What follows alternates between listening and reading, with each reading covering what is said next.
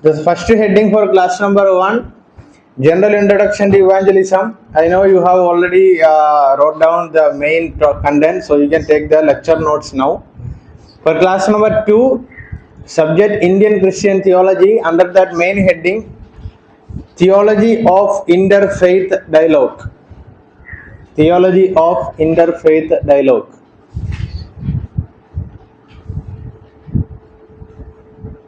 Theology of interfaith dialogue.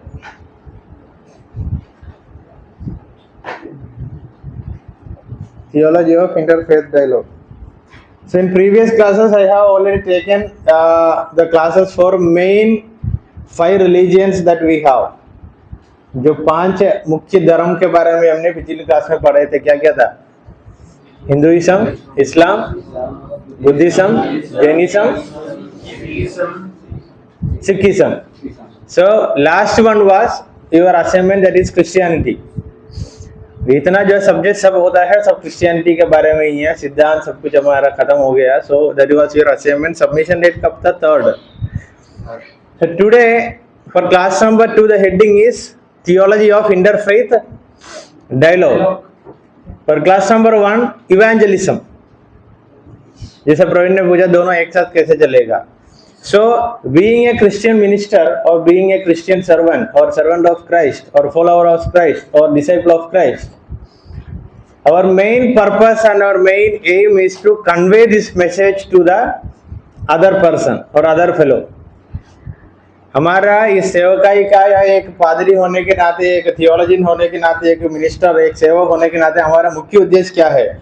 जो संदेश में और आप जान लिया, कैसे जान लिया? This is the only truth, he is the only God करके एक मैसेज किसी ने हमको दिया, वो मैसेज हम दूसरों को देने के लिए हमारा ये मेहनत का उद्देश्य. So the main purpose that we are going to do fulfill, that is conveying this good news to the other person. समझ आया? आया नहीं आया? मे बी मैंने क्लास लेने के समय दोनों के लिए बोलता हूँ, दोनों लिख सकता है, मतलब क्लास नंबर 1 भी पॉइंट लिख सकता है, क्लास नंबर 2 भी लिख सकता है, क्योंकि दोनों सब्जेक्ट दोनों टॉपिक में एक रिश्ता है, रिलेशन है. So we call evangelist, we give title for some people as evangelist. तो समाचार बताने वाला. In order to share this good news और how you will share this good news with other person. मेरे सामने अभी सोचना है, मेरे सामने एक हिंदू व्यक्ति आया और मुझको पूछा, विश्वास के बारे में कुछ पूछा. So how can I start explaining about this good news? So if a person from other background, other religion coming and standing in front of me and asking, do you think that your religion is the only truth and Jesus is the only God, how you are going to explain? कैसे explain करेगा? Bible से बताएगा. How? Now the context is you have a person from other faith in front of you and your context is you have to make him understand how you left that old faith और the पुराना जो जिंदगी से, पुराना जो विश्वास को छोड़कर, how you started following this faith and what was the reason, what was the context, how you will explain? You will start from Genesis. Yeah, your experience, your testimony.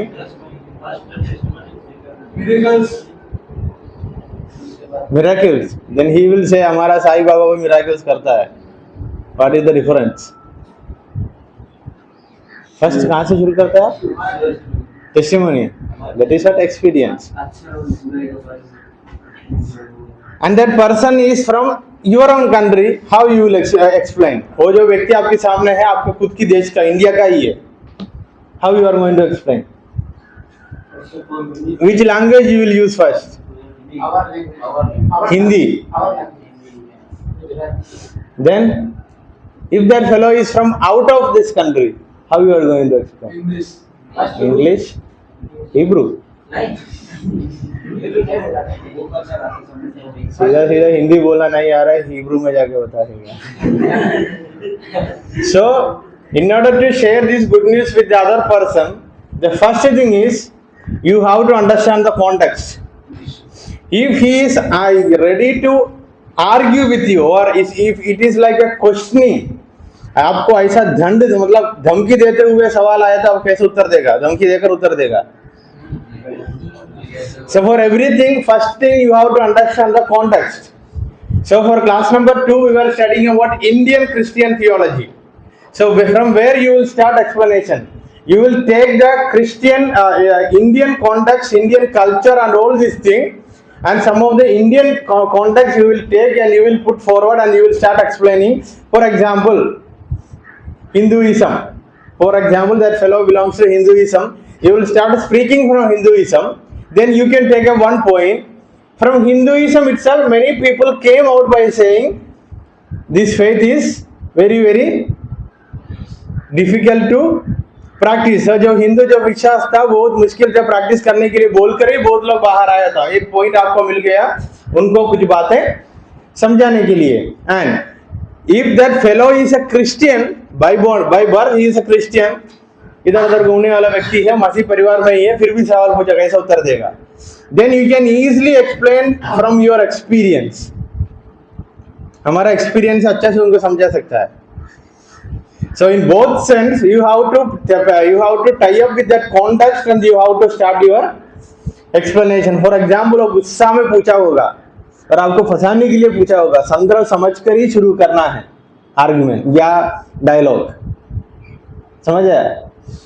For example, when you look into the life of Jesus Christ, many places when he was preaching, Pharisees और Sadducees आकर सवाल ऐसे उठाया, इनको फंसाने के लिए ही वचन में लिखा है, यीशु मसीह को फंसाने के लिए ही ये सवाल पूछा, क्योंकि वो जगह पर उन्होंने खड़े होकर उसका उत्तर दिया तो पूरे समाज में एक लड़ाई हो जाएगा, वहां से लेकर पूरा कॉन्टेक्स्ट ही बदल जाएगा. So where we are we have to understand the context. और बहुत जगह पर यीशु मसीह कुछ लोगों को चंगाई देते हुए बोला, अभी मेरे बारे में तू जाकर कुछ भी नहीं बताना. वही मे बी वो अच्छा बात है वहां बताने से वहां पूरा समाज में बुरी बातें हो जाएगा. So first and foremost thing we have to understand. And when we convert this in the theological term we can call it as interfaith dialogue. For class number 2 that is the heading interfaith dialogue. मतलब दो अलग अलग या एक से ज्यादा विश्वासी लोगों का बीच में एक डायलॉग चल रहा है. What is mean by dialogue? Job. What is meant by dialogue? Dialogue. What is meant by monologue? What is meant by monotheism? हाँ? What is meant by dialogue? हर दिन dialogue तो बोलते हैं ना, तूने बहुत dialogue मारा भाई, बोलते हैं ना dialogue. Without knowing the meaning, dialogue मारना शुरू करते हैं. What is meant by dialogue?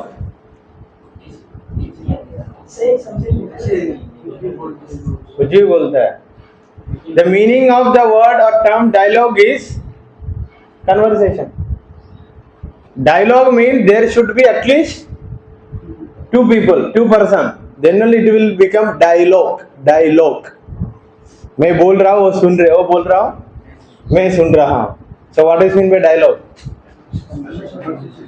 दो व्यक्तियों के बीच में conversation, communication, संपर्क. So there is the communication between two people. So here in this context, this is interfaith dialogue. Interfaith dialogue.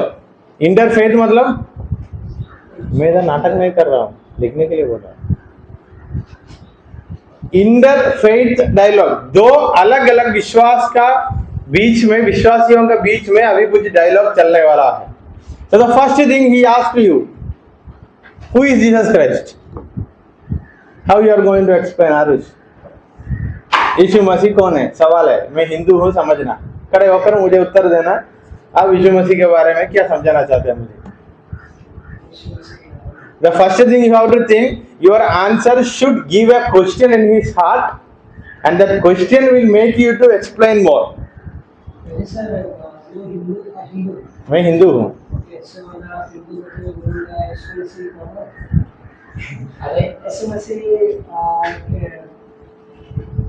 यीशु मसीह एक इंसान है और वो आया, इस धरती पर आया और लोग बहुत पाप में थे और उसने हमारे। देन आई विल आस्क, यीशु मसीह एक इंसान है तो धरती पे आने की जरूरत क्या था? इंसान धरती पे ही था पहले से लेकर। यीशु मसीह इंसान था लेकिन परमेश्वर के द्वारा वो आया था, क्योंकि जब ये धरती पर परमेश्वर के द्वारा आया। So you are saying Yeshu मसीह एक इंसान था, परमेश्वर और कोई है, ये इंसान यीशु मसीह को वो परमेश्वर ने इधर भेजा।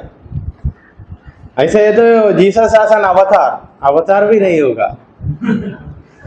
जस्ट लाइक हिंदू गॉड्स होता है ना, किसी ने किसी को भेजा करके, किसी की कहानी है ना, किसी को इधर भेजा।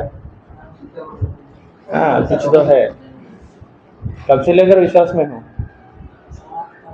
5 साल।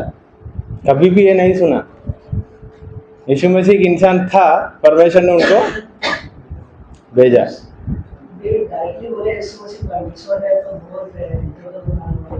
यीशु मसीह इंसान है करके बोला तो वो बोलेगा मैं इंसान को क्यों आराधना करना है? तुम लोग वही प्रचार करता है, क्रिएटर को आराधना करो, क्रिएशन क्यों नहीं? So when a question comes to you, if you know the answer, give the answer. Otherwise, इसमें मैंने पहले बोला कॉन्टेक्स्ट समझना।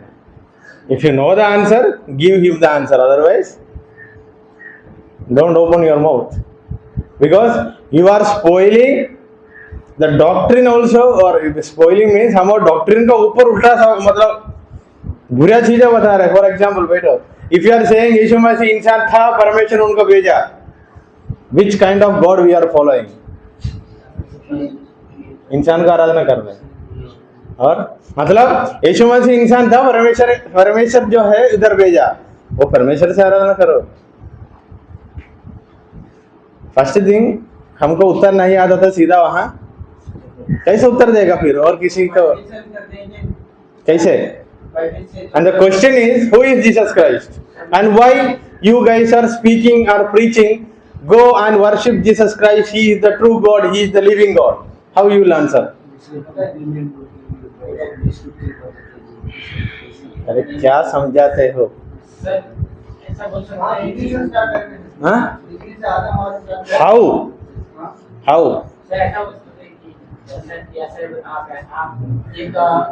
परमेश्वर ने इंसान को धरती पे भेजा, वही उन्होंने बोला। सर मैं बताता हूँ जॉन में सर वो वचन देदारी हुआ जो परमेश्वर का पहले बताया कि पहला अध्याय फर्स्ट वचन में एक वो शब्द था, वो शब्द क्या हुआ? देदारी हुआ मनुष्य लिखने में। और बाकी फिर सर मैं बताता हूँ यीशु मसीह पवित्र आत्मा के द्वारा मेरी गर्भवती हुई, उसके द्वारा यीशु मसीह आए, और पवित्र आत्मा परमेश्वर और यीशु मसीह एक ही है, ट्रिनिटी उनको बताई, और वही है जो हमें इस संसार पर उद्धार दे सकता है। एक मसीह होने के नाते सुन के मुझको ही सेटिस्फैक्शन नहीं मिला, वो व्यक्ति को मिलेगा। सबसे पहले अपनी हिस्ट्री के बारे में बताना। And the question is, why you preach that we should worship Jesus Christ, the only true living God? You can start from Genesis. Yeah. संगे वो थोड़ा उसका जिधर आगे बैठो, इसमें टच होगा। या If you want to answer, stand and tell. We are the creation of God. So Jesus was the woman. As a woman, only He came and He showed His love to us because we are a sinner. We lost. We do not know God's presence in our life. So He came and He showed love to repent and to reborn a new life in Christ. So that He came and died for us. Praveen. जैसे कि first में creation के बारे में, जैसे कि परमेश्वर ने पहले जैसे सब कुछ बनाया, उसमें इंसान को बनाया था, उसके बाद परमेश्वर ने उनको कमांड दिया था। ठीक है, so you will summarize all the biblical historical evidences and you will come to Jesus Christ. Okay, that is also good. फिर कमांड परमेश्वर ने दिया था तो उसका डिसोबे किया, मतलब उसका आज्ञा का पालन नहीं किया। उसके बाद ऐसे बहुत बार ऐसा किया और ऐसे ही बढ़ते गया। उसके बाद परमेश्वर ने लोगों को बात की वजह से नष्ट भी कर दिया था। उसमें से ये नोहा का फैमिली पूरा बन गया था। उसके बाद से वहाँ से फिर जनरेशन बढ़ते गया। उसके बाद फिर ऐसे ही फिर भी मनुष्य ऐसे ही करते गया, ऐसे ही करता गया। तो इसी पुराने समय में जब पाप को मिटाना है तो ये सिर्फ सेक्रीफाइस करना था जो एनिमल्स का ऐसा। ठीक है, सही है। So we are preaching the same message to the people, मतलब हम यही बोलना चाहता है परमेश्वर ने इंसान को बनाया, सारी सृष्टियों को बनाया और रिश्ता में बने रहने के लिए बनाया। उसके बाद हमारा रिश्ता टूट गया, हम आत्मीय रूप से मर गए थे। उसके बाद वो प्यार की वजह से बहुत सारा कहानी है इस्राएल लोगों का। Then God himself came down, जैसे शंभू ने बताया यूहन्ना अध्याय का, ये परमेश्वर होने के नाते खुद को खाली करते हुए वो हमारे लिए आकर एक उदाहरण दिखाया, प्यार क्या है, कैसे करना है, और हमारे पापों के लिए उन्होंने खुद को त्याग दिया। ये सब बातें बताने से उनको थोड़ा सा समझ आता है ये कहानी मेरे लिए नया है।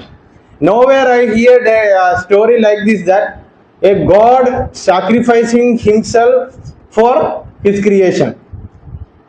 हमने 5 अलग अलग धर्म के बारे में पढ़ा, कहाँ पे भी एक परमेश्वर इंसान को प्यार करते हुए धरती पर आकर खुद को बलिदान देते हुए कहाँ पे पढ़ा?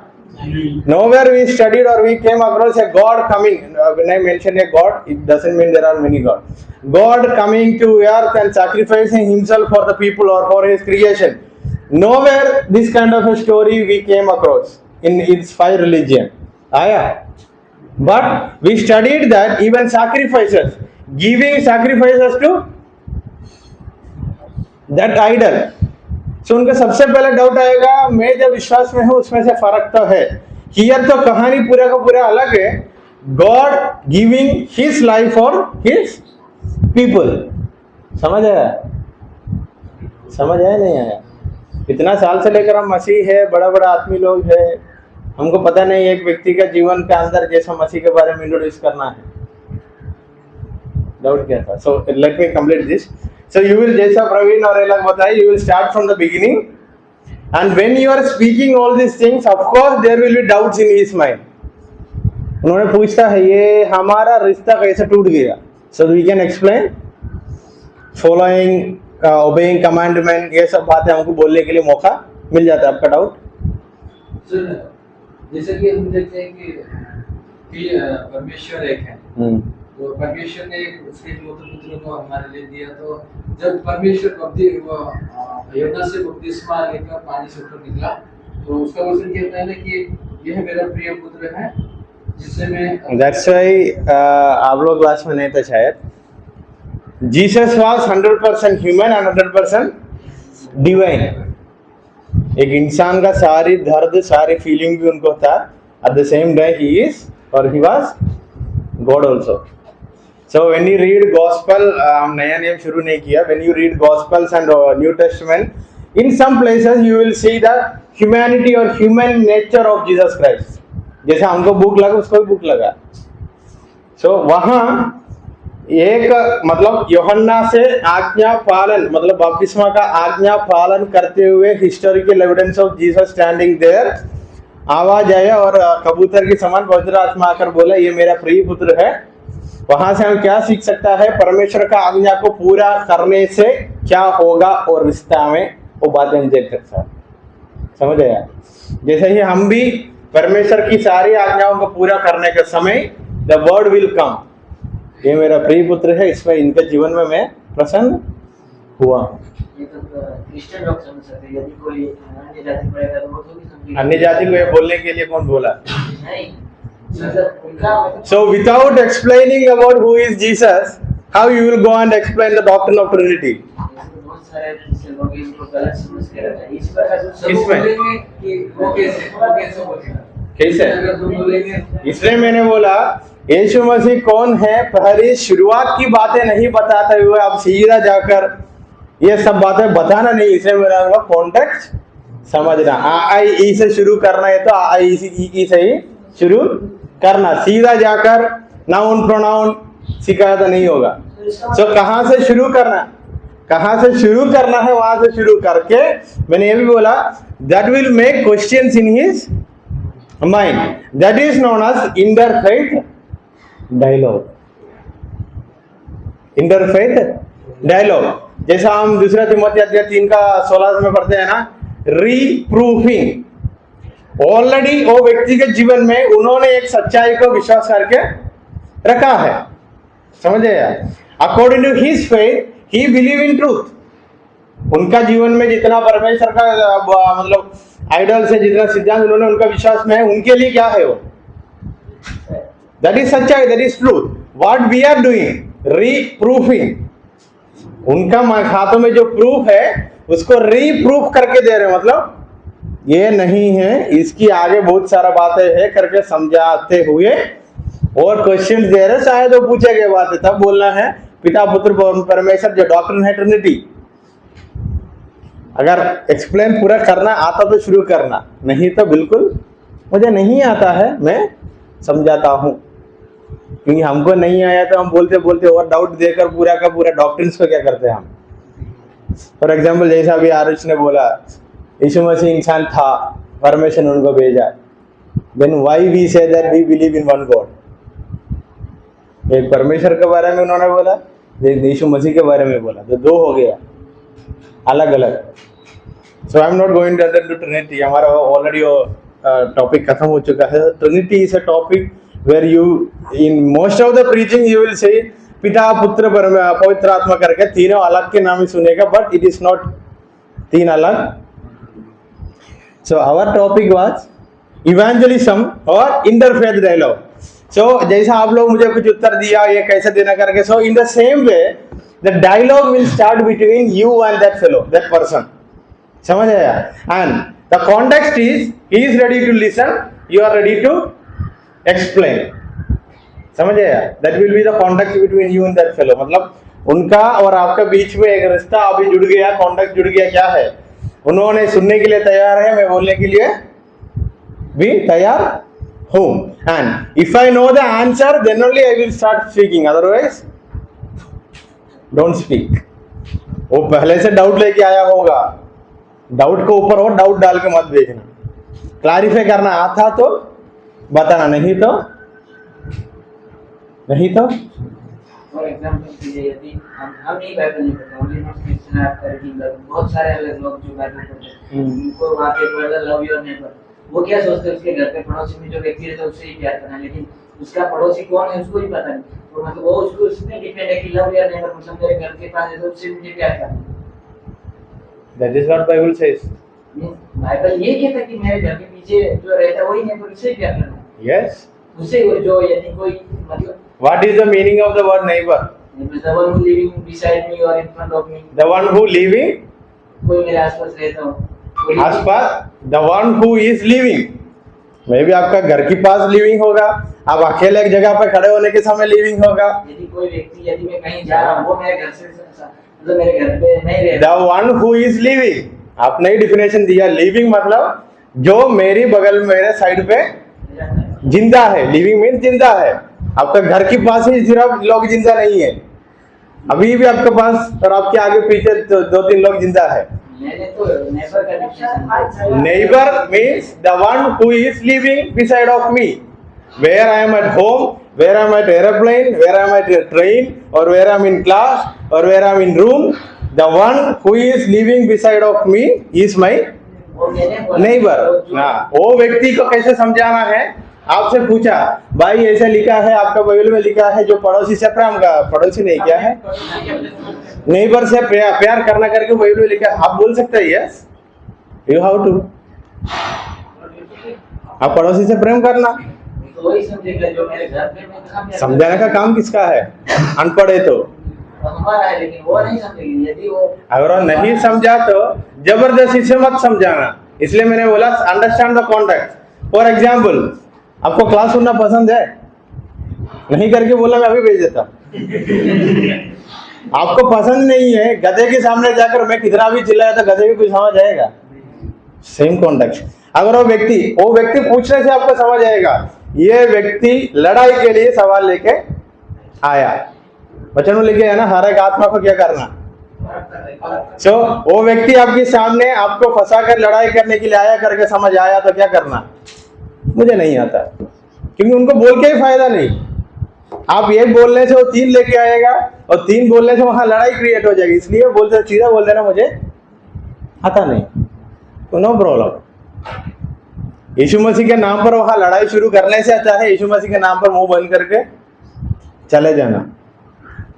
सो then in both sense we are starting an argument or conversation between two people, whether it is Christian to Christian or Hindu to Christian or Muslim to Christian, that is known as interfaith dialogue। इतना बातें हम discuss किया, हमारा topic के बारे में थोड़ा समझ आएगा। In the same way in evangelism, through interfaith dialogue we are doing evangelism।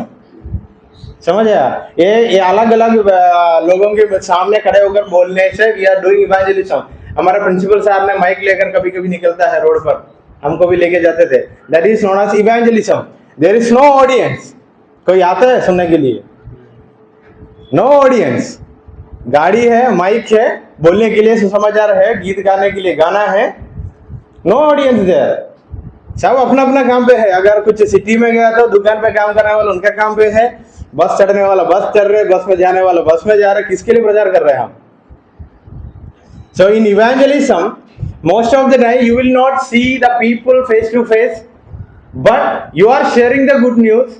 कहाँ पे भी एक व्यक्ति का दिल का अंदर ये बात है जा रहा है, somewhere someone is listening to your song, your preaching or your sermon, your testimony, and they are thinking, काम करते हुए वो सोचा होगा, बहुत ऐसा गवाही है, काम करते भी सोचेगा ये तो सही है, ये तो आवाज मेरा कानों में सुन रहा है, कौन बोल रहा पता नहीं, कहां से आ रहा पता नहीं, बट लेकिन आवाज तो।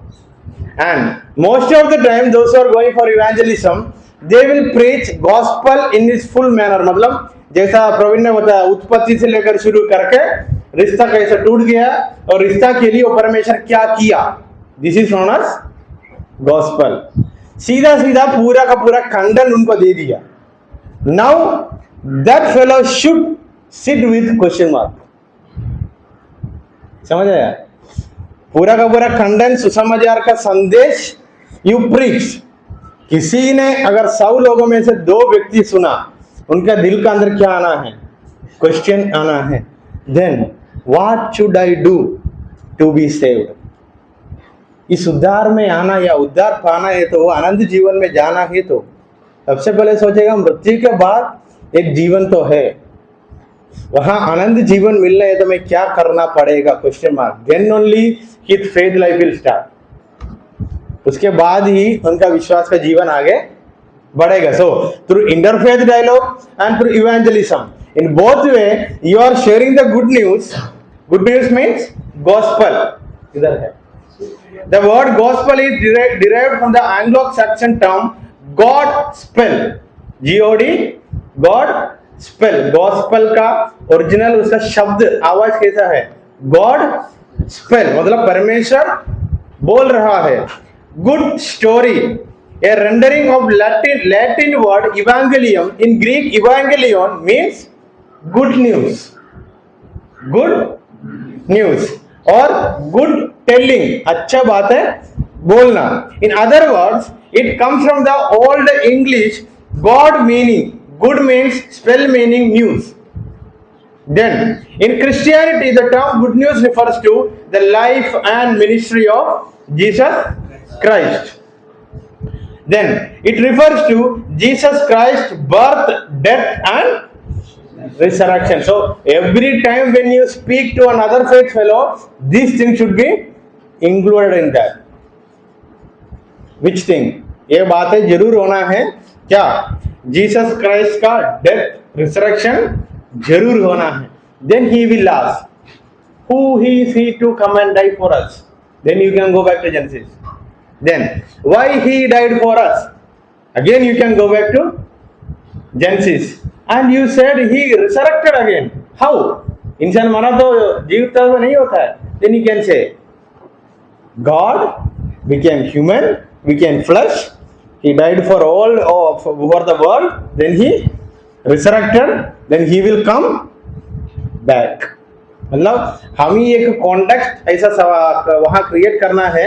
मैं बोलने से एक मजबूत वाला सवाल उनका अंदर आना है, क्वेश्चन मार्क आना है। क्वेश्चन मार्क ऐसा नहीं आना है ये इंसान था या वैसा वाला नहीं, बोलने का तरीका में बोलने के समय उनको सवाल आएगा मन में, मतलब तेरी जैसा बनना है तो मैं क्या करूं, वहां से लेकर बाकी सारे कामों को समझाना। Then in A secular sense, मतलब समाजी रूप से गॉस्पल का मीनिंग क्या है? ए गॉस्पल ट्रूथ, मतलब ए गॉस्पल ट्रूथ, एक सच्चाई का विश्वास। सच्चाई का कुछ कवरी, बहुत सारा सच्चाई का कुछ कवरी है उसमें से एक, in secular term, but in spiritual term that belongs to Jesus Christ birth, death and resurrection. So when it comes to interfaith dialogue, what is the foundation of your faith? Bible. My foundation is there in my Bible. What Bible speaks about? God creation truth, means God creation, the fall, again reconciliation, Jesus Christ coming, his birth, death and resurrection. So in both sense, in evangelism or interfaith dialogue, the message and the content is same. समझ आया नहीं आया? Simple बातें है। Evangelism किसी से प्रचार करने के समय या इंटरफेथ डायलॉग अलग विश्वास से बात करने का समय, दोनों में content is the same thing, life and ministry of Jesus Christ. समझ आए इधर तक? Second, the meaning and definition of evangelism according to 2 Timothy 2 का 8 पढ़िए। अकॉर्डिंग टू 2 तिमोथी 2 का 8, a small definition is given in Bible itself, that is the foundation of your faith, that is 2 Timothy 2 का 8 पढ़िए। Remember Jesus Christ risen from the dead, of the offspring of David, as preached in my gospel. So Paulus says that my gospel is whom? Or who is my gospel? Jesus Christ. In a secular way, it is simple as truth. Or the word gospel gives the meaning good news. Good news. How many of you celebrate Good Friday? Good Friday, अच्छा शुक्रवार, अच्छा दिन है। But अच्छा शुक्रवार, हाँ अच्छा शुक्रवार, उस दिन हमारे यीशु मसीह को क्या हुआ था? Someone is dying out of pain and you are celebrating it as a good day. किसी ने, मेरी परिवार से किसी ने मर रहा है, वो दिन मैंने अच्छा खुशखबरी के रूप में मनाएगा, और मैंने वो कहानी को आप लोगों के सामने आकर खुशी की बात है करके मैं बताऊंगा। इसलिए क्योंकि हमारे पास So from the word good news itself, we have a kind of a feeling someone is dying out of pain on the cross, or someone died out of pain, and we are sharing it as good news. How? Jesus himself said, the main purpose that I am coming here is this. So he fulfilled it. He gave a new life for us. That is a good news that I received. So I am sharing the gospel with others. And the good news is, it is not only his death, he rose again, and he said he will come back. And he told me in Matthew chapter 28, verse 18-19, go and share these things too. That's why I am standing here and sharing this news or the good news to other people. अभी समझ आया मतलब ही आ रहा है, मतलब good news करके जब मैं बोल रहा हूँ उनको समझ आएगा। मैंने तो सुना तू तो गुड न्यूज बोल रहे, तेरा यीशु मसीह को लोग मारपीट कर मतलब करके सूली पर चढ़ाया था, तू तो खुशी मना रहे गुड फ्राइडे गुड न्यूज बोल के। तब मौका मिल गया। How it became a good news for me? I was away from his veg and he showed me the way, and he loved me, and he said come to me. Then he said I will come back to receive you. Then it became a good news for me. And whenever I think about this gospel, I do remember the pain that he suffered for me. जब मैं इस gospel के बारे में सुनता हूँ, सोचता हूँ, प्रचार करता हूँ, मैं जरूर यीशु मसीह मेरे लिए कितना सहन लिया था, कितना दर्द को पीड़ा का लिया था, कितना उनको लोग इज्जत गिराया था, सब बातें मैंने याद करता हूं, that is known as Lord supper, प्रभु भोज। मतलब हमारा बोलने से उनको ऐसा वाला सवाल आएगा, मैं सोचने से ये लोग बोलने से बहुत बड़ा फर्क है, वो क्यों है करके वो ढूंढना है। इतना तक समझ आया? देन 2 तिमोथी 2:8 में पौलुस खुद बोला, मेरे लिए तो सुसमाचार क्या है? कौन है? Jesus Christ. What is the meaning of Christ? Christos, the anointed one. Why he got anointed? वो अनॉइंटमेंट किसके लिए था? वो अनॉइंटमेंट इसलिए था मेरे लिए सब कुछ सहने के लिए, मेरे लिए खुद को जीवन को देने के लिए, और मेरे जीवन को उद्धार देने के लिए, और वापस that is known as his anointment. अभिषिक्त करते हैं ना, क्यों? ये राजाओं को अनॉइंट कर राजा बनाते हैं, क्यों? लोगों के लिए जान भी देना पड़ेगा, that is known as anointment. आजकल अनॉइंटमेंट क्या हो गया? आजकल सोचा है तो अनॉइंटमेंट लोग मेरे लिए सहना पड़ेगा, फिर भी मैं नेता हूं, that is my. That's why when we study history of Christianity, it says that when disciples came in, enter into this world sharing the gospel, वो लोग दुनिया को उल्टा किया करके पढ़ते हैं, इसलिए उन लोगों को मारपीट करना पड़ा। हाउ उल्टा किया? वो लोग जो बोल रहा है, वो जो राजा के बारे में प्रचार कर रहा था, वो राजा लोगों के लिए खुद का जीवन को दिया था। जहां हिटलर जैसा बड़ा बड़ा राजा लोगों को जीवन निकाला था। सो राजा एक ही शब्द का बारे में प्रचार करने के समय दोनों बहुत बड़ा फर्क है ना। हमारा राजा मेरे लिए जीवन को दिया, बाकी जो राजा नेता लोग क्या करता है, उनके लिए लोगों को जीवन देने के लिए तैयार होता है। इसलिए बोला यीशु मसीह के चेले लोग पूरा दुनिया को पलट किया, मतलब दुनिया का सोच को ही पलट दिया। क्यों? कैसा? ऐसा वाला बातें बोलने से, क्योंकि वही हमारा राजा ने किया था। Then meaning evangelism is not only exclusively New Testament concept, or when I share this intertestament dialogue or intertestament or interfaith dialogue, I am not only speaking about New Testament, I am speaking about a God who was present in the Genesis. When I speak about the word Jesus, I am speaking about Jesus, Joshua, who is present even in Old Testament time. समझ आया?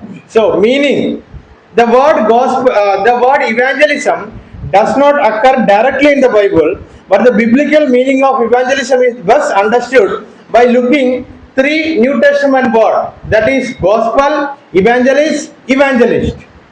Evangelism या इस interfaith dialogue करके शब्द Bible से नहीं आया, लेकिन बाइबल का अंदर जो बातें हो रहा है और हुआ या अभी हम कर रहा है, इस शब्दों को समझाने के लिए 3 अलग अलग शब्दों से इन शब्दों को लेके आए। पहला शब्द क्या है? Gospel, gospel, good news. Then evangelize, in Greek announce, proclaim, preach, Bible में पढ़ा है, टीच। देन इवेंजलिस्ट, एफेसियंस 4:11 में एक मिनिस्ट्रियल ऑफिस क्या है? इवेंजलिस्ट। उसका हिंदी सुसमाचार बताने वाला है ना, प्रचारक। प्रचारक तो प्रीचर हो जाता है। So from this word we got this theological term evangelism, and the other word we can call as it is interfaith dialogue. When you evangelize मतलब सुसमाचार बताने के समय 2 अलग अलग सोच का बीच में वाद विवाद या संपर्क, कम्युनिकेशन हो रहा है, वो खिड़कियां बंद कर दें। 2 अलग अलग विश्वास का बीच में कम्युनिकेशन हो रहा है, that is known as interfaith dialogue. Coming to Indian context, how many main religions we have in India?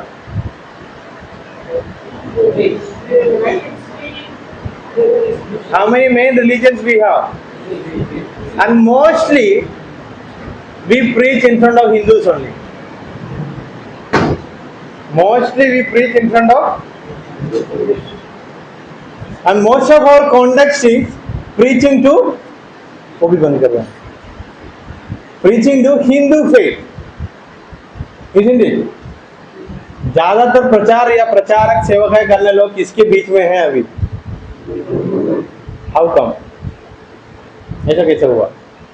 क्योंकि हमारा भारत का context most of them are Hindus, most of them are Hindus, समझ आया?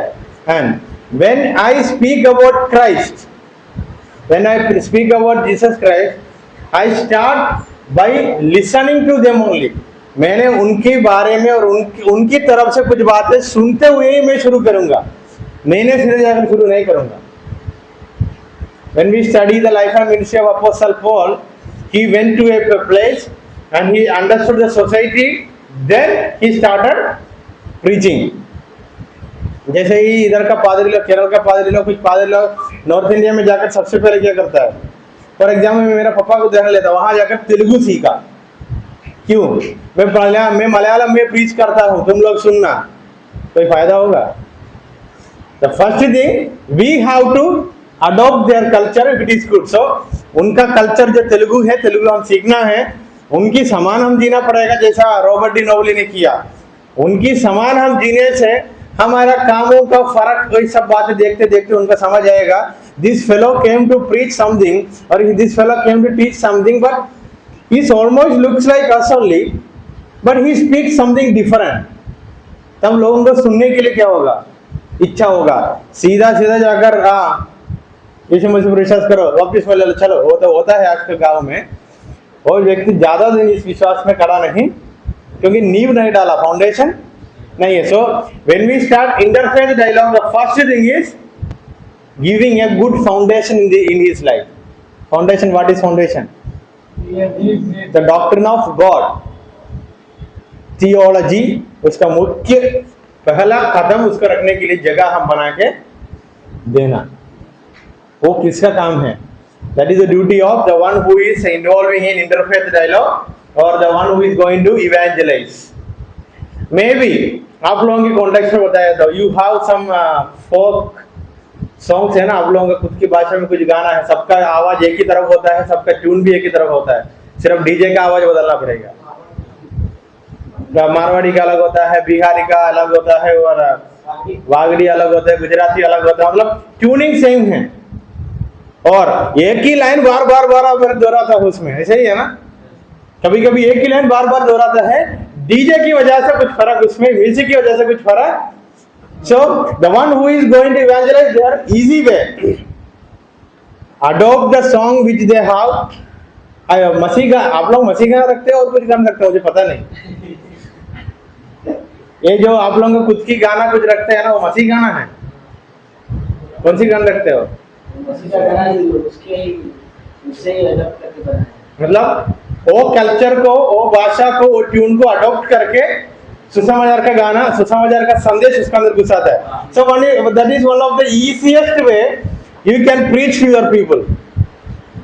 सबको ग्रीक सिखाकर, रूट वर्ड सिखाकर, अभी जो मैंने बोला neighbour, the one who is living, उनको वहां बिठाकर मूल भाषा सिखाकर मीनिंग सिखाना तो नहीं होगा। द मेन कंटेंट उनकी कॉन्टेक्स्ट में कैसे बदल सकता है, वो बदलने का तरीका सीखने के लिए ही हम इधर आए हैं। सो आपके लिए इजी है, मैं वहां का ही हूं, वहां का गाना का अंदर इस सुसमाचार का डालकर, तब लोग नाचने के समय लगभग क्या सुनेगा?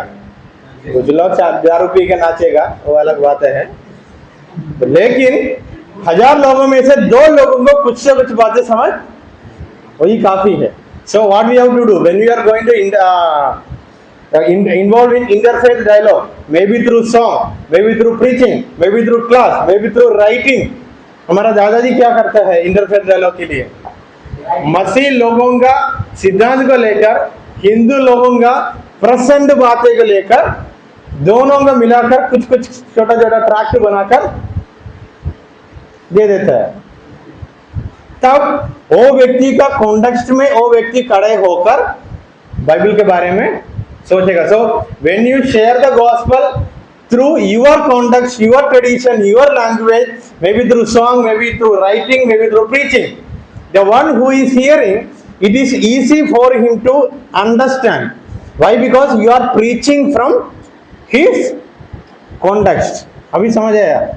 मैं प्रचार कर रहा हूं उनकी संदर्भ से लेकर, मैं मेरी संदर्भ से लेकर शुरू किया तो उनको समझ नहीं आएगा। इतना बातें समझ आया? So this is what an introduction about evangelism, interfaith dialogue. समझ आया सबको, दोनों क्लास को?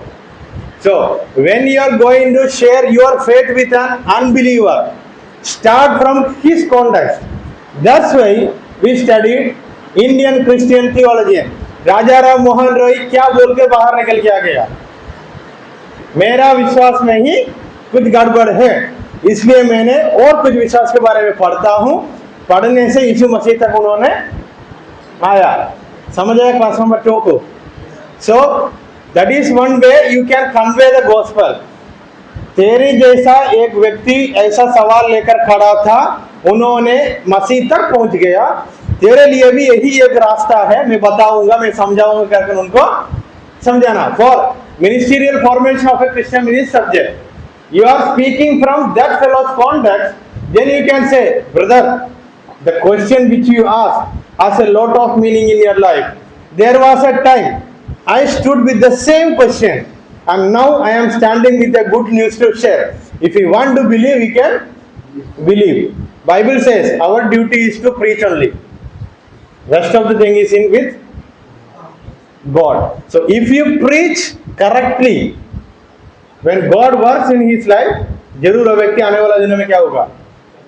यूट्यूब में एक चैनल है मैथ्यू करके एक व्यक्ति के चैनल है, जर्नलिस्ट है। He said when a Christian fellow, in Jharkhand में कुछ बातें हुआ, when another faith fellow is beating a Christian fellow, why this Christian fellow is laughing and going from there और crying and going from there, he knows in a day that fellow who started fighting will come to Christ and preach the gospel. उन्होंने ऐसे एक बात बताया, जब एक मसीह व्यक्ति को मारपीट करता है, क्यों ये लोग चुपचाप खून बहाते हुए वहां से निकल के चला जाता है? क्योंकि उनका दिल के अंदर एक विश्वास है, उनका बाइबल के अंदर एक विश्वास है, एक दिन ये जो व्यक्ति उनको मारा था प्रचार करने के लिए खड़ा, क्योंकि उनका इतिहास वही सिखाता है। समझ आया? हमारे इतिहास वही सिखाता है ना। एग्जाम्पल किसका नाम याद आता है तुरंत? पौलुस। मसीह लोगों को खींच खींच के मारने वाला व्यक्ति था, वही व्यक्ति को मसीह में विश्वास करने से लोग खींच खींच के, मतलब लोगों को भी थोड़ा थोड़ा बातें आजकल समझ आ रहा है। when we persecute a Christian, he is praying in his heart, one day मैं आज मारा था, ये विश्वास के लिए लोग मुझे मारने का दिन, ये सच बताया तो उनके जीवन में एक डर है आजकल। That is a fear that the one who is persecuting is holding in his own heart. You understood what I said? So this is what the message, this is what the gospel we are sharing. Then when I share the gospel, I am even sharing, my Bible told me that इस gospel बोलने से मैं मारपीट खाना क्यों? मेरा मसीह को मारा था, जब यीशु मसीह को मार खाना पड़ा, हमारा क्या?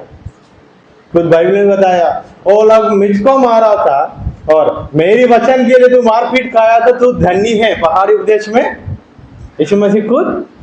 So this is the gospel which we are going to share. That is known as evangelism. That is also known as interfaith dialogue. When we talk about interfaith dialogue, we are starting from the context of Indian people and sharing. When we सीधा कुछ बातें बोलने के समय बोल सकते हैं, but मसीह हम धर्म के बारे में पढ़ने के समय हम पढ़े थे ना, हर एक धर्म का सिद्धांत पढ़ते आते क्वेश्चन आ रहा है बट उत्तर तो नहीं। देन फाइनली ये क्वेश्चन लेकर कुछ लोग निकला था, कहाँ पहुंच गया? यीशु मसीह पर पहुंच गया, फिर वहां से लेकर धीरे धीरे विश्वास को ही बदल दिया। समझ आया नहीं इधर तक? नेक्स्ट, देन दिस इवेंजलिज्म और interfaith dialogue is a new venture in our life. Venture मतलब ये हमारे लिए एक नया फील्ड है, एक नया जमीन है। वेंचर मतलब एक नया प्रोजेक्ट है हमारा। किसी का नया प्रोजेक्ट था, उसमें मैं हूं आज, ये मेरे लिए एक नया प्रोजेक्ट है। किसी का मतलब किसी पादरी ने, some pastor took this as a project and he evangelized, he did interfaith dialogue and today I am standing here. ऐसे ही है ना, आपका परिवार से, आपका माता पिता से किसी ने आकर इस विश्वास के बारे में कुछ बोला, वहां से आप लोग मसीह में आया ना, और आप लोग कहां से सुना? सुनने से मसीह में है ना। मतलब एक व्यक्ति का, उदाहरण के लिए पंकज के लिए एक नया शुरुआत है ये। इस नया शुरुआत की वो अच्छे से तैयारी होकर जाकर किसी को तैयारी करने के लिए जा रहे हैं। That is what Jesus said, you first believe, you first learn, then you go and make disciples. In order to make disciple, first I should become a disciple. किसी को चेला बनाना है तो मैं पहले क्या करना पड़ेगा? So in order to have an interfaith dialogue, what I should do, what I should do is first I should know this dialogue. इस इंटरफेस डायलॉग या इस सिद्धांत का मतलब किसी को बताना है तो पहले मैं करना पड़ेगा, मैं क्या करना पड़ेगा? मैं एक चेला बनने पड़ेगा। आई should become an evangelist. How? Through knowing this doctrine, through knowing this scripture, through knowing this Bible. Without knowing this don't go. समझ आया? क्यों? बिना जानते हुए जाकर खड़ा हुआ तो जो आज तक लोग बोल के रखा है उसको भी हम क्या करता है? बिगाड़ता है। समझ आ रहा है? इसलिए झूठा भविष्यवक्ता लोग आने से अभी अच्छा भविष्यवक्ता लोग आकर भविष्यवाणी किया तो भी हम क्या करेगा?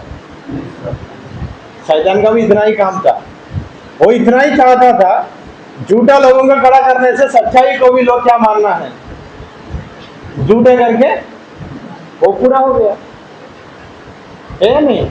आजकल बहुत सारा भविष्यवक्ता लोग है, क्योंकि इसका भी लॉक लगाना, बहुत सारे लोग भविष्यवक्ता लोग है, झूठ बोलने वाला लोग वो है, इसलिए सच्चाई बोलने वालों को लोग क्या नहीं करता है? आदर नहीं।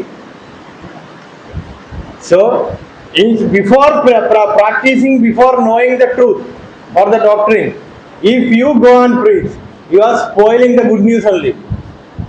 You are a hindrance in this field. So that's why we have Christian education system, we have Bible colleges. हमारे गांव में सीधा बताया था बहुत पास्टर लोग हैं, कुछ तो सुन के प्रचार करता है। And if someone is raising a question, वो क्या बताएगा? जब हम अभी जाकर पूछेगा तो क्या बताएगा? बाइबल कॉलेज में जाकर घमंड बन के आया है हमारे ऊपर सवाल पूछने के लिए। ये डायलॉग आता है ना ज्यादा। Why? Because he don't know. कहाँ से भी यूट्यूब से इधर से प्रचार तो सुना, और पादरी का रूप में एक पोजीशन भी है, जो सुना उसका प्रचार कर रहा है।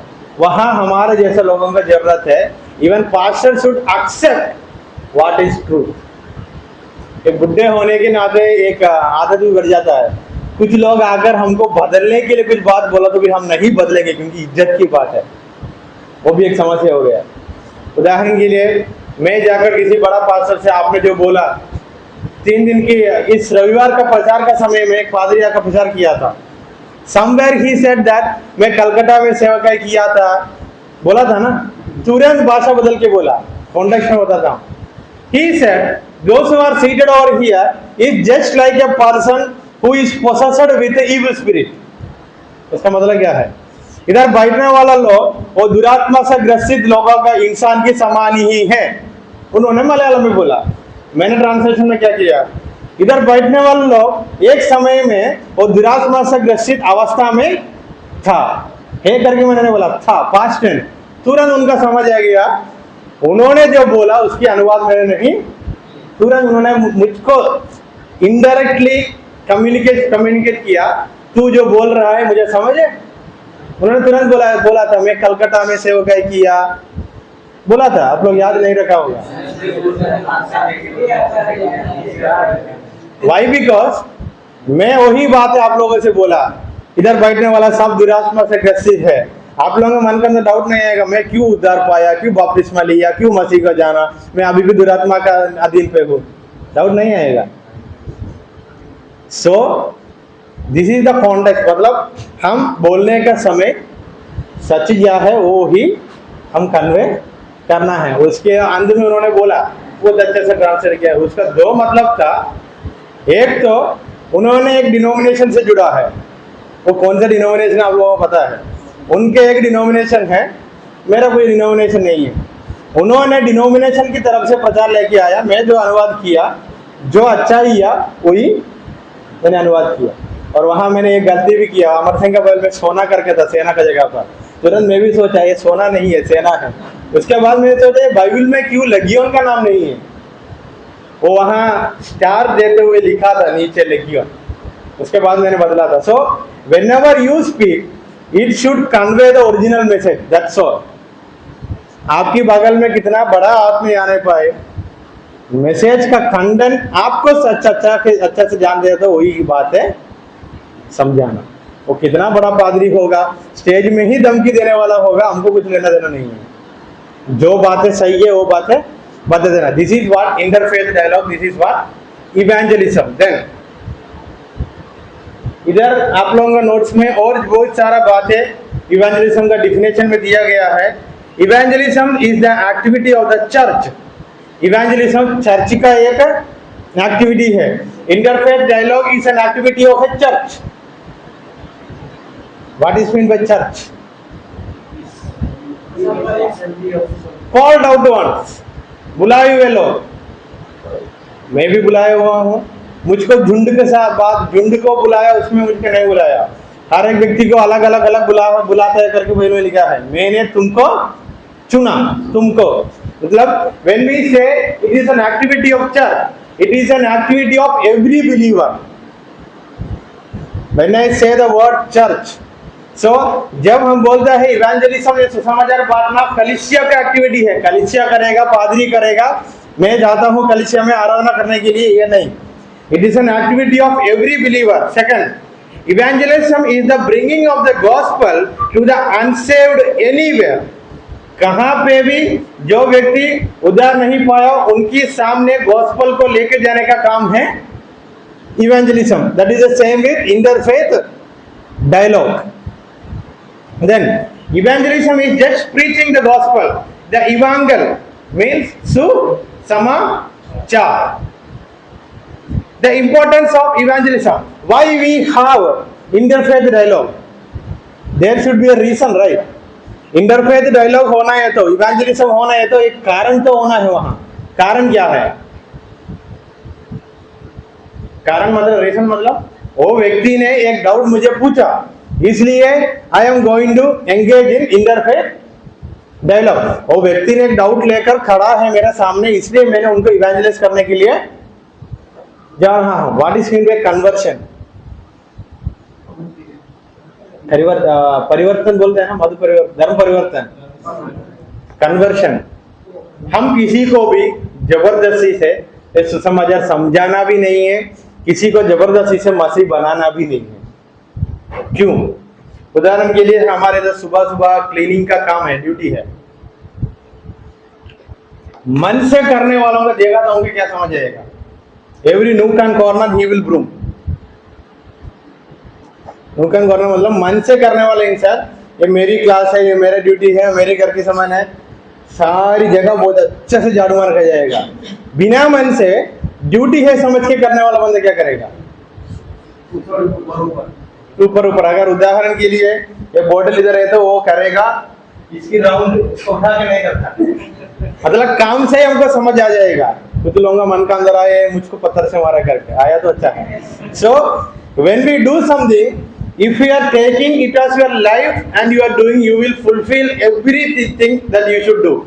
The same way there is a reason, ये बोलने का कर्तव्य मेरा है। This is my duty to explain the doubt that he asked. Then what I will do? मैंने वो बातों को गहराई से समझकर उनके पास जाकर समझा था। So, in order to do evangelism, in order to interfaith dialogue, the first thing is reason. People are perishing every day without hearing the name Jesus. The first reason is यीशु मसीह का नाम कुछ लोग सुना भी नहीं है, कुछ लोग आज के दुनिया पर नष्ट होते जा रहे हैं। वचन मेंशन किया भजन संगीता 9:17, मरकुस 16:16, यूहन्ना 3:36। और class number 2 under interfaith dialogue I will give you this PDF. So इतना सारे वचन में इसमें एक पढ़िए, यूहन्ना 3:36 पढ़िए।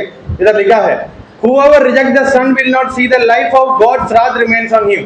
जो पुत्र को नहीं देखेगा, पुत्र पर विश्वास नहीं करेगा, उस पर दंड।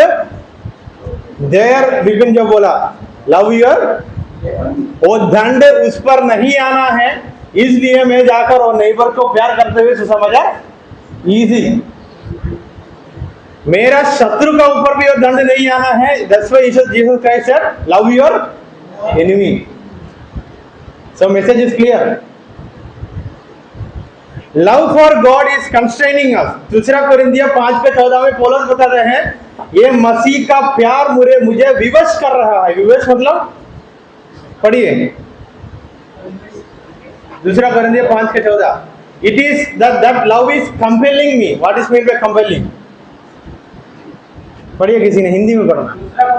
दूसरा कोरिन्थियों 5:14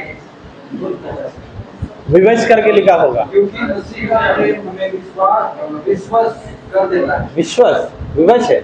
क्योंकि मसीह का प्रेम विवश हमें विवश कर देता है। विवश करने का मतलब क्या है? ये मैं दो लोगों को नहीं बताया तो मेरे जीवन में क्या सोचा था ना, एक फीलिंग, मतलब मजबूर भी नहीं है, ये मैं नहीं किया तो मैं बहुत कुछ खो गया करके फीलिंग।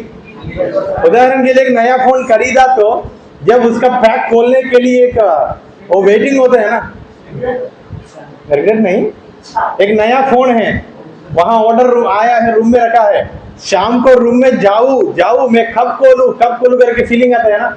सो पौलुस बता रहा है ये मसीह का जो प्यार है ना मुझे ऐसा विवश कर रहा है, जाके बोलो, मार खाया तो भी चलो बोलो करके विवश कर रहा है। That's why we are going to evangelise the people, we are going to engage in interfaith dialogue. उदाहरण के लिए सुबह में क्लीनिंग खरू करके कितने लोगों का ये बात विवश करता है, कितने लोगों को?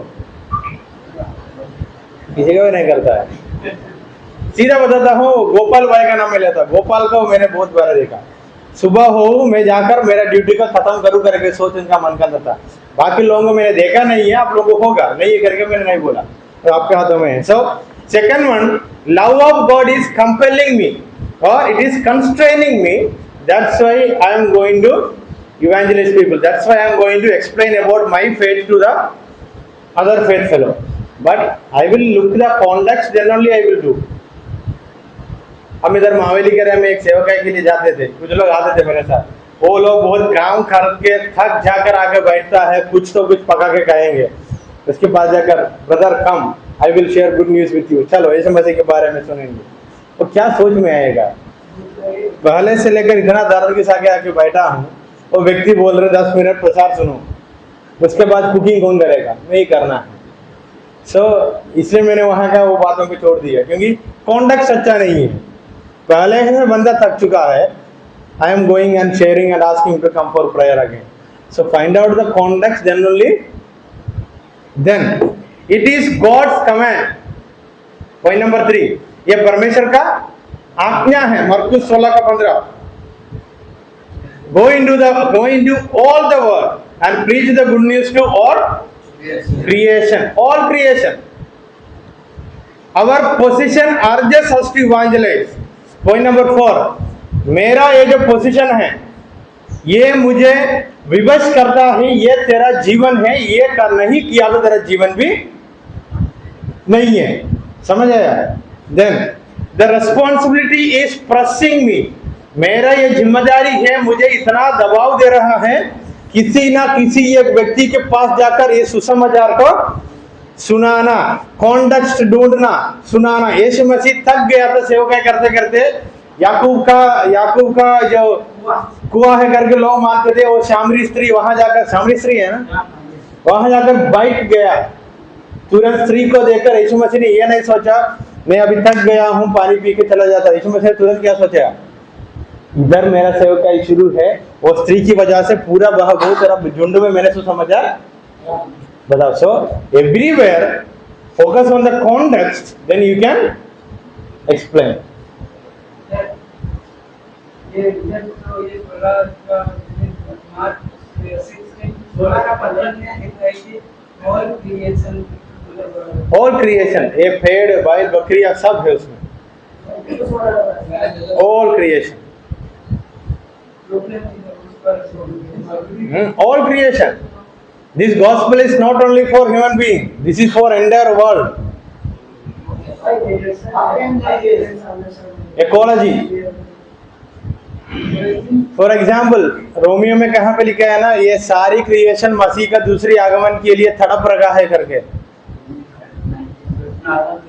हाँ जी, इसमें जीवन तो है, जीवन है, जीवन तो है। Every creation have life. For example एक कुत्ता को परमेश्वर ने जब रचना किया था, उनको एक काम सौंपा था, क्या है? अभी भी वो जिम्मेदारी से कर रहे हैं,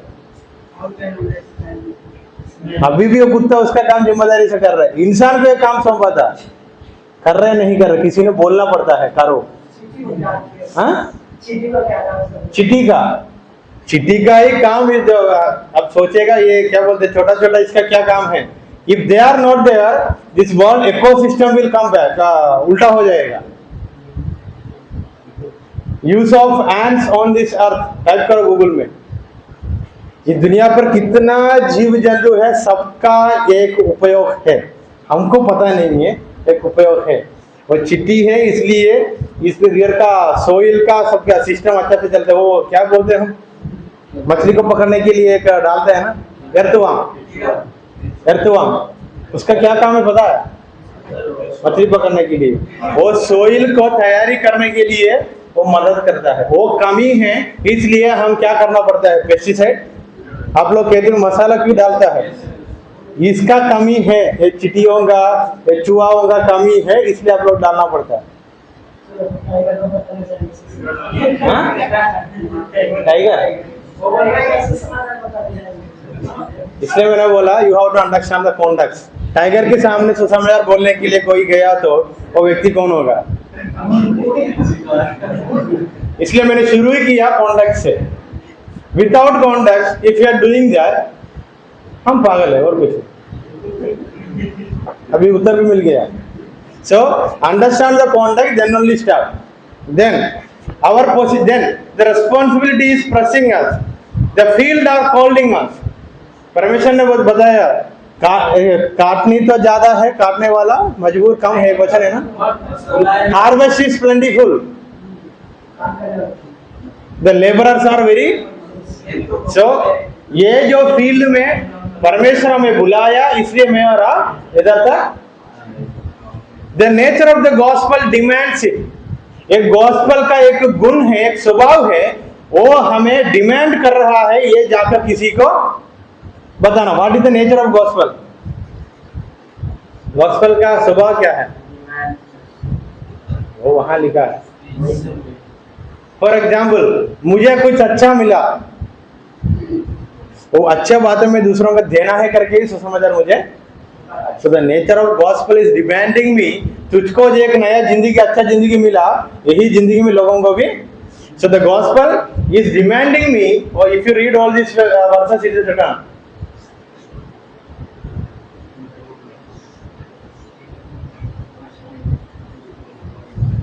then the heaven is encouraging me, स्वर्गीय राज्य मुझे प्रोत्साहन दे रहा है, तू कर सकता है, तू करना है करके। the time is challenging us, ये जो युग में हम जी रहा है, ये युग मुझे चैलेंज दे रहा है, इसलिए मैं सुसमाचार। आजकल हमारे इस धरती का जो ये युग हमको क्या चैलेंज देता है? चैलेंज मतलब क्या है? The place where you lived already challenged you, तेरा caste, तेरा जो जाति, तू अनपढ़ है, ये सब चीज है, तू जो है उसमें ही जीना। It was a challenge, but some of us overcome that challenge, not everyone, some of us।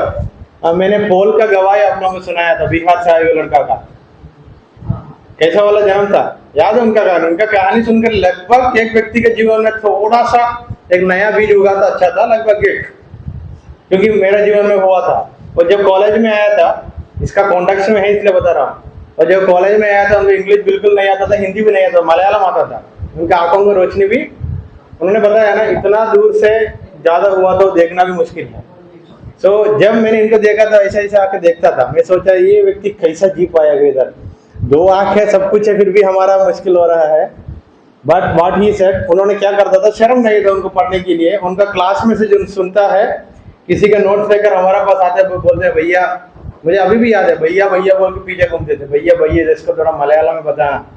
मेरा काम था, तो में एक किताब था नया नियम पुराना नियम का सर्वेक्षण मलयालम, मैं उसको देखकर बोला तो इसमें पढ़कर परीक्षा लिखो। उन्होंने बोला भैया मुझे इंग्लिश सीखना है, क्योंकि इंग्लिश नहीं है तो कुछ नहीं होगा। मैंने बोला अरे भाई सीखेगा। धीरे धीरे मैं भी उनका क्या कर दिया, जो नोट्स को मलयालम में समझाया, मुझे हिंदी नहीं आता था। फिर क्रिस्बान सर ऐसा वाला उनके हिंदी में समझाया। जब पहले सेमेस्टर में प्राइज लेने के लिए BTH class number 1 semester first rank करके उनका नाम बोला, हमारा ऐसा हो गया बिना कपड़ा हम वहां बैठा। उतना कमजोरियों का बीच में मेहनत करके उन्होंने फर्स्ट रैंक लेके आए। उनको सारे लोग बोलते थे तुझसे नहीं, इट वॉज ए चैलेंज। उन्होंने एक चैलेंज के रूप में अपना लिया वो बात को। जब हम सोने के लिए बेड में जाते थे, वो क्लास में जाकर बैठ के पढ़ते थे। मैंने अभी भी याद करता हूँ, उनको लिखने के लिए समय, जैसे इधर का कुछ लोग लिखते हैं बड़ा अक्षर है, क्योंकि उनको देखना है तो क्या करना पड़ेगा। और बाइबल पढ़ने के समय कभी कभी उन्होंने प्रिंट आउट बड़ा वाला लेते थे, क्योंकि उनको दिखाई देता है। अभी BTH, BA, MA, MD और स्पेशल एजुकेशन इन डिसेबिलिटी, अभी एक हॉस्पिटल में उन्होंने काम किया जा रहा है। And he is aiming for PhD के लिए कोशिश कर रहा है, MTH के लिए भी। उतना सुनने के बाद मैंने उनको बोला तू ये गवाही इधर का कुछ लोगों को बताया तो इतना सा शर्म आएगा, और शर्म मुझे तो आया उनका कहानी सुनते, क्योंकि उतना कमजोरी के बीच में उन्होंने इतना किया। मतलब the situation is challenging, so what I should do, I should overcome. इतना ही है, गाँव का ही हूँ, हमारा घर तो यही है, कोई कुछ नहीं हो पाता करके सोच में है। तो नीति वचन में लिखा है ना, हमारा मन का सोच ही कभी कभी हमको हम बनाएगा। मैं ऐसे सोच में बैठा तो मैं कुछ बन सकता हूँ। So the situation and the time is challenging me so that I can face anyone from other faith. I am confident enough I can explain about my faith to him, and I am confident enough my explanation will give him questions that will make him come to believe in Christ. समझ आया? Baby understood? So the word and the thing which you are speaking, it should have clarity.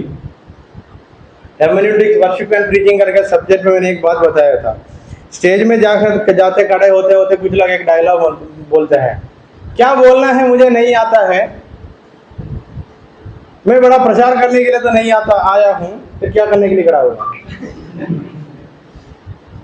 तो बोलने के द्वारा सुनने वाला लोगों के मन के अंदर क्या सोच आता है, जैसे मैंने पूछा फिर क्या करने के लिए खड़ा हुआ, कुछ सब कुछ छापने के लिए खड़ा हुआ आज, ऐसा सोच आता है ना। So wherever you go for preaching, ये मत डायलॉग मत मारो, मारते थे। So what all the thing you are going to preach, जैसा इक्लेसियास्टेस चैप्टर 11 में लिखा है, आप क्या करने जा रहे हैं।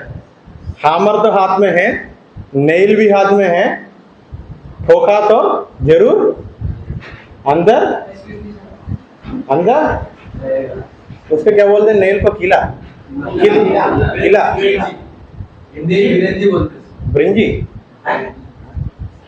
उदाहरण, मैं टोकने के समय यही मुड़ के गया तो कोई फायदा नहीं होगा, इसलिए वचन में लिखा है हमारा प्रचार कैसे होना है। खोल के देखिए इक्लेसियास्टेस चैप्टर 11 का 9 से लेकर पढ़िए, शपोपदेशक अध्याय 11। अगर खड़े होकर कुछ बोला तो वो सुनने वाला बंदा का दिल का अंदर 11 का 9 से लेकर पढ़िए। हे जवान, अपनी जवानी में आनंद कर और अपनी जवानी के दिनों में मगन कर। 12 सॉरी, बिसाइड बीइंग वाइज है, बिसाइड बीइंग वाइज मतलब बुद्धिमान होने का जरूरत तो है। The preacher also taught the people knowledge, ज्ञान और बुद्धि देने वाला है प्रचारक। वेटिंग, जो वचन मैंने लिया उसको मैंने वेट करना है। वेट का मतलब जो बातें मैंने इंटरफेस डायलॉग में बोलने वाला हूँ, पहले मैंने उसको समझने की जरूरत है कितना गहरी बात है। देन स्टडीइंग, खुद उसके बारे में पढ़ने का जरूरत है। एंड अरेंजिंग, उसको कहाँ कब कैसे बोलना है, अरेंजमेंट होना है। Then Arranging many proverbs with great care, the preacher sought to find words of delight, and uprightly he wrote words of truth. लिखने का भी जरूरत है. The words of the wise is like gods and like nails firmly fixed. Hindi में पढ़ के देखना, nails firmly fixed. इसका मतलब हिंदी में पढ़िए, या उसका 12 का 11. ये बुद्धिमान के वचन अंकुश के समान होते हैं और संभाव के प्रदान की वचनगाड़ी की कीलों के समान, क्योंकि हर एक चरवाहे की ओर से मिलते हैं. हे मेरे पुत्र, इन्हीं से चौकसी रख. बहुत पुस्तकों की रचना का अंत नहीं होता और बहुत पढ़ना देह को थका देता.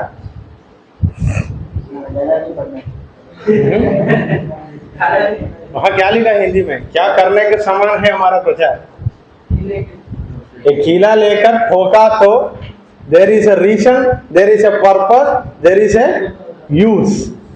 इसके बिना हम कीले को कहाँ पर ठोक के रखा तो वो बंदा पागल है करके मान सकता है, क्योंकि बिन कीला लिया था के ठोक ठोक ठोक ठोक के चले गया तो कोई काम भी नहीं है, कोई फायदा है. इसलिए वचन में लिखा है ना, अनमोल मोती कुत्ता को, ऐसा कुछ वचन लिखा है ना, सुअर को क्यों देना है हम, क्योंकि वो क्या करेगा, उसको करा भी करेगा.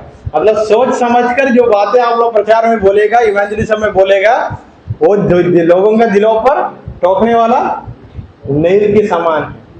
और नेल्स वहां ठोक कर आप चले गया, दर्द तो देगा, और दर्द देने से दर्द का मतलब क्या है ढूंढेगा, ढूंढने से बाकी सारा चीज उनका जीवन में. इतना तक क्लियर है. सो मैंने अभी एक्सप्लेन किया what is mean by interfaith dialogue, what is mean by evangelism. Then in Old Testament there are some basis we can find for evangelism. First one, messianic prophecies.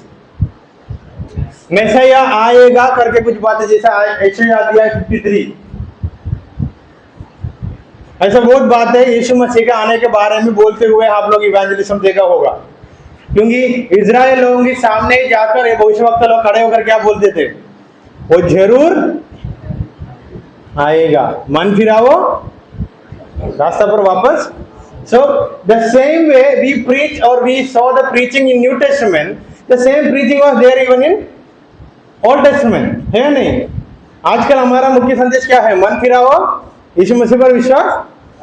Israel लोगों को भी यही बात है मेसियानिक प्रोफेसीज के द्वारा हुआ था. पॉइंट नंबर 1 समझ आया. Point number 2, by God's covenant with Abraham. Abraham को एक कवेनेंट देते हुए परमेश्वर ने एक बात बोला था जेनेसिस में, कैसा, 12 का 1 से लेकर 3, through you I will bless. और मतलब वही कवेनेंट परमेश्वर मुझे और आपको बुलाकर दिया. मतलब अब्राहम को परमेश्वर बुलाकर बोला ये सब बातें मैं तेरे द्वारा, नया वचन में लिखा है ही कॉल्ड अस, अगर मुझे वो बुलाया तो the same promise he want to fulfil through me. इसलिए ये बातें मुझे दबाव दे रहा है मेरी द्वारा सारे देशों में आशीर्वाद ब्लेसिंग जाना है. इसलिए मैंने इंटरफेथ डायलॉग इवेंजलिज्म करना की जरूरत है. समझे. Point number 2. Point number 3, the 10 commandments. When I told you 10 commandments, 10 commandments will give you individual rules and societal rules. सामाजिक रूप से नियम है, उसमें व्यक्तिगत रूप से नियम है. ये दोनों बातें समाज में जाकर बताने से फायदा है, इसलिए मैं जाकर इवेंजलिज्म करता हूँ. और ये 10 आज्ञा बहुत अच्छा से एक्सोडस चैप्टर 20 में लिख के रखा है. उसके बाद 20 से लेकर 30 तक जो अध्याय में हमने क्या पढ़े थे, इसका एक आज्ञा लेकर विवरण दिया है, एक्सप्लेनेशन दिया है. ये आज्ञा और उसका विवरण और दूसरा आज्ञा उसका विवरण. सो द सेम वे बाकी धर्म के लोगों के सामने जाकर कुछ नियम देने से हम बोल सकता है ये नियम तुम लोग इधर पढ़ने से पहले कहा था, फिर बोलेगा वो हमारा ही पुराना है.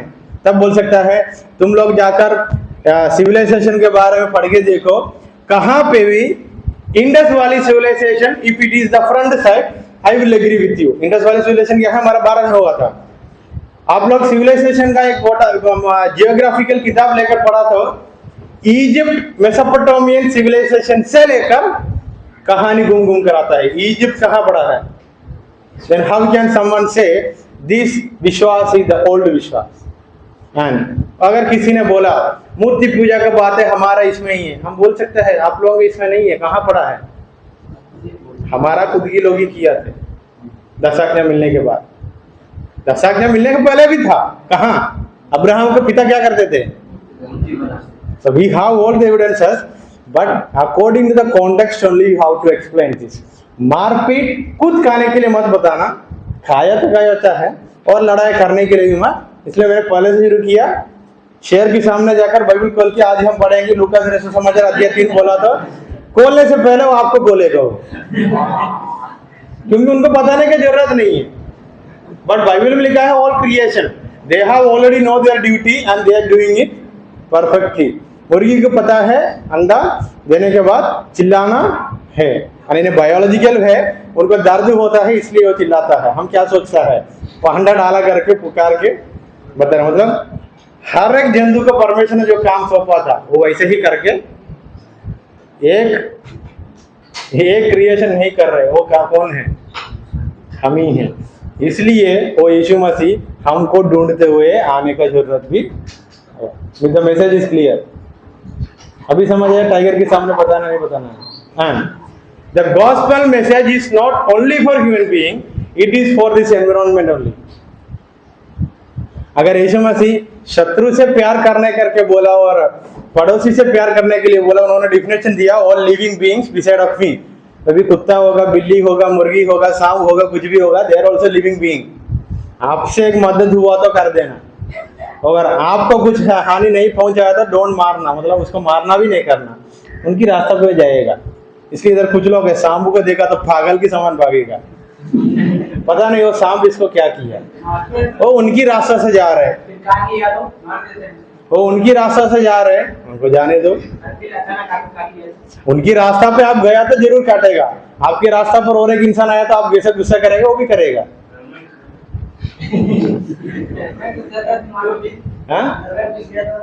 घर में घुस गया तो अभी इंडिया का भी नियम आया है ना, उसको पकड़ने वालों को बुलाकर पकड़ा कर उसको जंगल में छोड़ना। वो गलती से काट लेगा तो इंसान तो मर जाता है। गलती से आपका भाई ने आपको गलती से मारा था, आप उसको मार डालेगा? तो सांप सोचेगा कि नहीं सर, सिंपल है।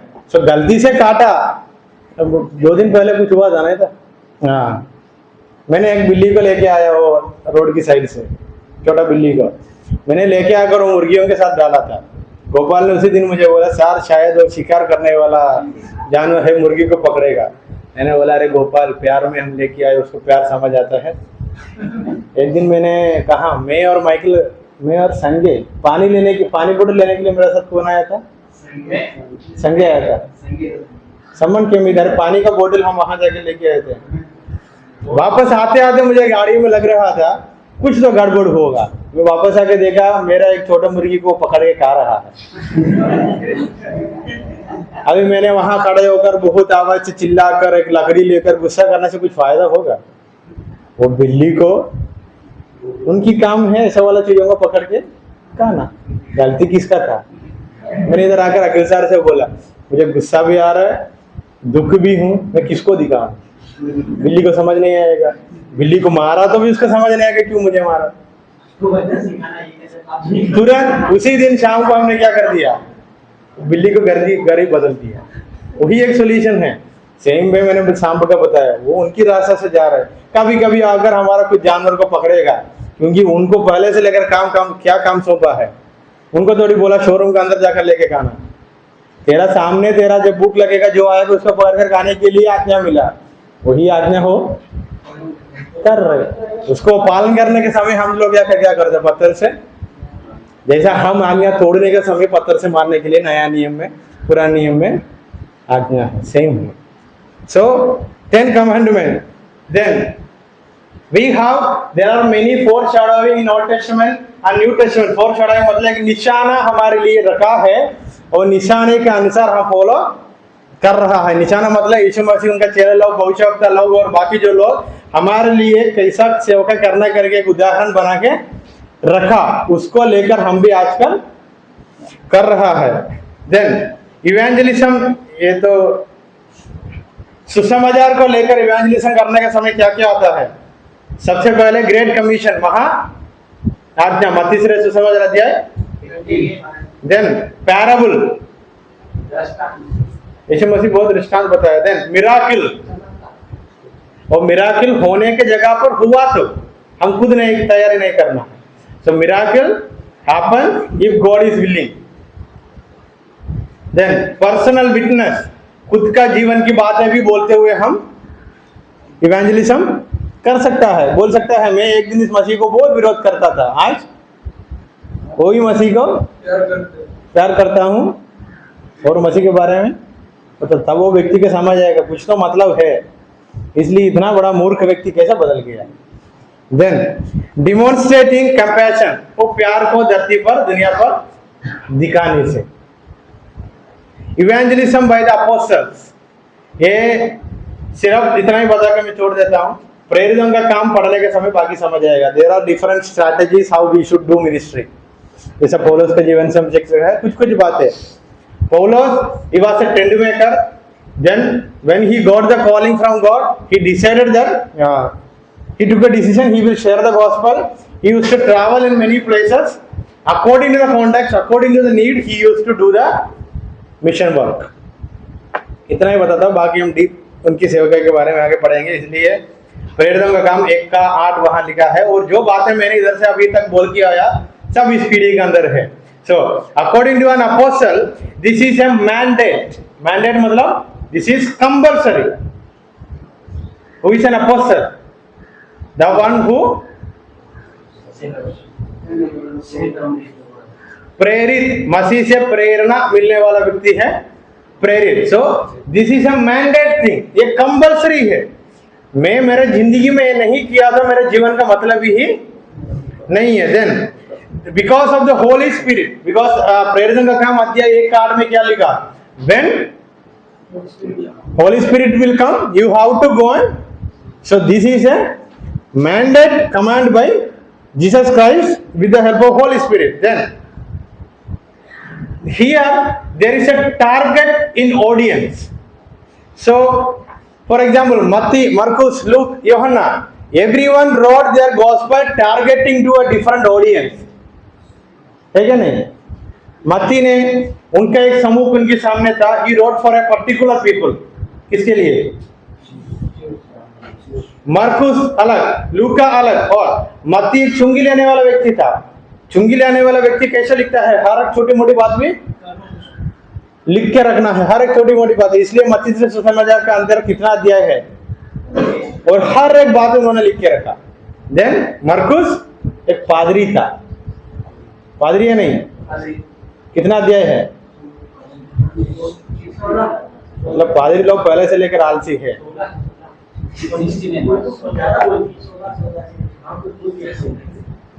आलसी करके मैं ऐसे बोला, कुछ लोग आलसी तो नहीं है। Then the preaching and the message we know already and I have already explained.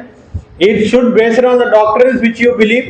It should give the exact answer for the question that fellow asked. It should touch with the context also. जब संदेश में दे रहा हूँ और context में touch होने की जरूरत है, और व्यक्ति जो सवाल के साथ बैठा है उनको उत्तर भी मिलना है, साथ ही साथ इंसान को पसंद करवाने के लिए नहीं, इट शुड प्लीज गॉड। एक हमेशा याद रखना।